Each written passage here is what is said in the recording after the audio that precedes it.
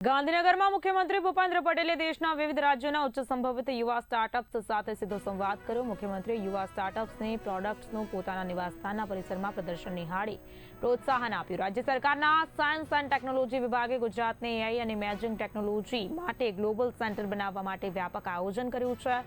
મુખ્યમંત્રીના જણાવ્યા અનુસાર ગુજરાત એઆઈ ટેકનોલોજી અમલમાં દેશનું અગ્રેસર રાજ્ય બનશે અને શાસનમાં પારદર્શિતા તથા નાગરિક સુખાકારી માટે એઆઈનો મહત્તમ ઉપયોગ થશે। આ સંવાદ દરમિયાન બે મહત્વપૂર્ણ એમઓયુ કરાયા।